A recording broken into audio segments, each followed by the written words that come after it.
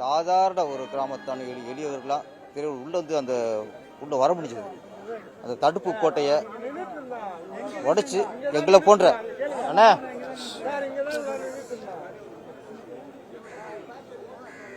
எங்களை போன்ற கிராமத்தவர்கள், நான் சேரனாக இருக்கட்டும், தகர்பச்சனாக இருக்கட்டும், நிறைய பாஜராசனாக இருக்கட்டும், மணிவண்ணனாக இருக்கட்டும், இப்போ நிறைய இயக்குநர்கள் வர்றது மூல காரணம் பாரதிராஜா அவர்கள் தான். ஒரு காலகட்டத்தில் பெரிய இயக்குநர்கள், பெரிய கதாசிரியர்கள்ட்ட மட்டும்தான் தயாரிப்புள்ள கதை கட்டுக்கு இருந்தாங்க. ஒரு சாதாரண அசிஸ்டன்ட் போய் கதை சொல்ல முடியாது, அப்போ கிடைக்காது. ஏன்னா உதவி இயக்குநர்கள்லாம் அந்த தகுதிகளை பார்க்க மாட்டாங்க. பாரதிராஜாங்கிற அந்த ஒரு இமயம் உள்ள வந்ததுக்கு அப்புறம் தான் உதவி இயக்குநர்கிட்ட கதை வைக்கிற கலாச்சாரமே நம்ம இண்டஸ்ட்ரிக்கு வந்துச்சு. பாரதிராஜாங்கிற ஒருத்தர் படம் வெற்றி அடைஞ்சதுக்கு அப்புறம் தான் நூற்றுக்கணக்கான இயக்குநர்கள் இன்னைக்கு வந்து எங்கள் இயக்குநர் சங்கத்தில் 2500 பேர் உறுப்பினர் இருக்காங்க.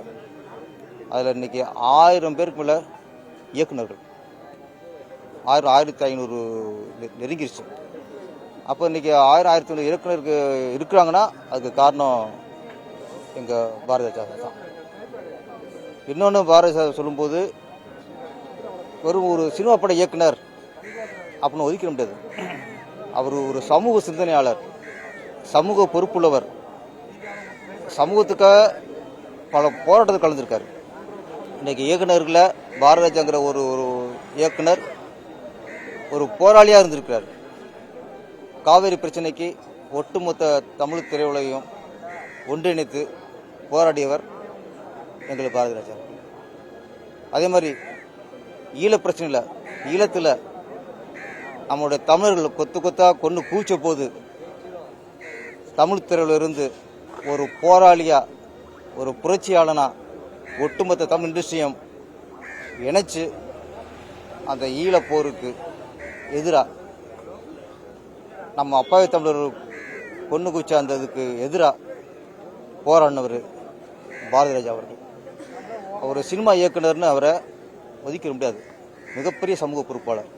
தன்னோட படங்களில் வேதமுதிதாக இருக்கட்டும், ஜாதிக்கு எதிராக, ஜாதி கூடாது அப்படின்னு ஒரு விழிப்புணர்வு படம் எடுத்தவர். அது மாதிரி அலைகள் ஓதிலை, ஜாதி மதத்தெல்லாம் கடந்தது ஒரு புரட்சிகரமான ஒரு கிளைமாஸ் வச்சவர். பெண்ணியம் பேசினவர் கருத்தம்மா படத்தில்.